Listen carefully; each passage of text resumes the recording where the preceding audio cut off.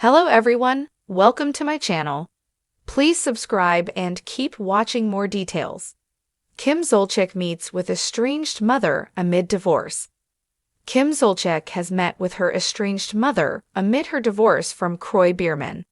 This is shocking for everyone to hear, as Kim has sworn time and time again that she was not going to let her mother back into her life.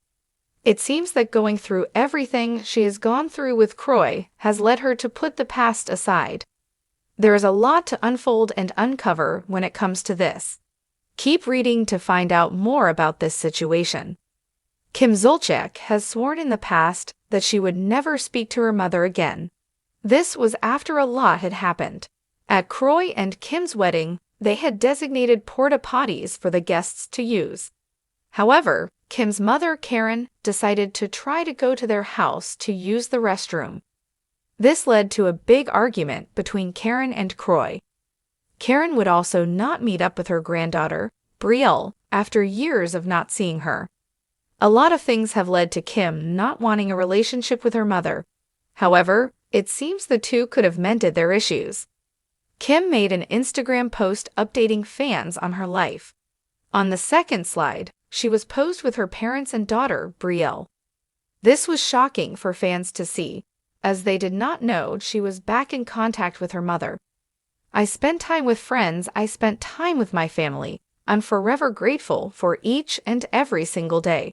So many exciting things happening, and I can't wait to share with you." Well, Kim has a lot up her sleeve. Mending her relationship with her mother seems to be one of those things. It seems that Kim and her mother, Karen, may have mended the past. She posed with her daughter, Brielle, and her parents. This was shocking for everyone to see. However, they are glad that she could put the past behind her and move on in her life. Brielle seemed to be happy getting to see her grandparents and her mom in the same room. What do you think about this? Are you shocked they went to dinner with each other? Sound off in the comments below. We would love to hear your thoughts on this situation. Kim Zolciak, the fiery blonde best known for her time on The Real Housewives of Atlanta and her own spin-off Don't Be Tardy, has been no stranger to public drama. But this time, the headline wasn't about money, romance, or reality TV feuds. It was about family. In a surprising twist, Kim recently reunited with her estranged mother, Karen, amid her ongoing divorce from Kroy Biermann, marking a pivotal moment in her personal journey. For years, Kim and her mother's relationship had been complicated, to say the least. Fans of RHOA may remember their on-screen falling out during Kim's wedding preparations in 2011. The explosive argument over a portable bathroom and wedding logistics escalated into something much deeper, and eventually, Kim cut ties with Karen altogether. The two barely spoke in the years that followed, their communication reduced to occasional tabloid headlines and vague social media posts. But life has a way of humbling even the most headstrong, and Kim's life has been anything but easy lately.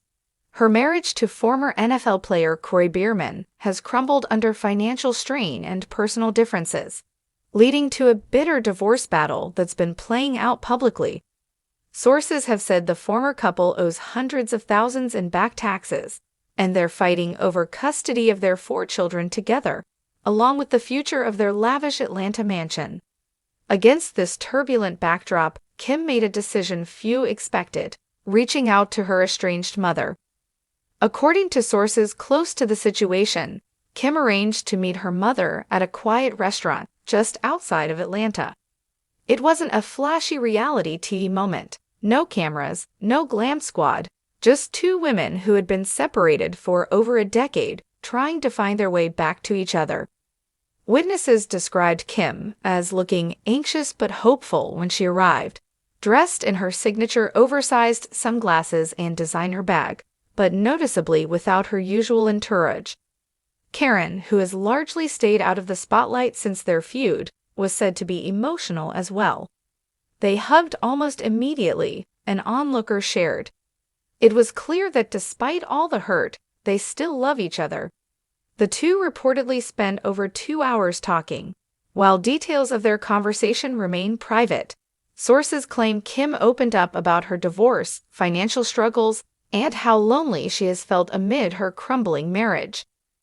Karen, for her part, allegedly expressed regret over their estrangement and reassured her daughter that she still has a mother who cares about her. Kim Zolciak had always been known for her signature blonde wigs, flawless contour, and outspoken personality that helped turn her into one of reality television's most recognizable faces. Yet on this quiet Georgia morning, none of that seemed to matter. Her glam squad wasn't there. There were no Bravo cameras waiting for her in the driveway.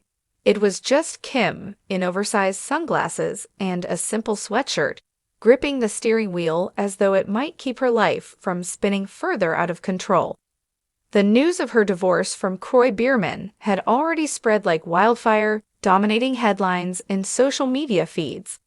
After over a decade of marriage, 6 kids, and endless declarations that theirs was an unshakable bond, the cracks had finally shown.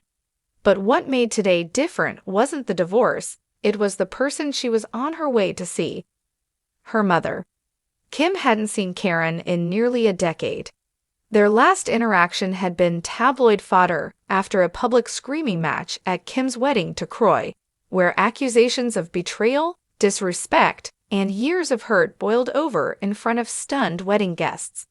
Since then, their relationship had been defined by silence. And yet, here Kim was, pulling into the driveway of a modest ranch-style home she hadn't visited since her reality TV fame skyrocketed. For a long moment, she stayed in the car, staring at the familiar front porch. Her manicured nails tapped nervously against the steering wheel. "You can do this," she whispered to herself. She had faced reunion specials, social media backlash, and business controversies, but this felt heavier than all of it.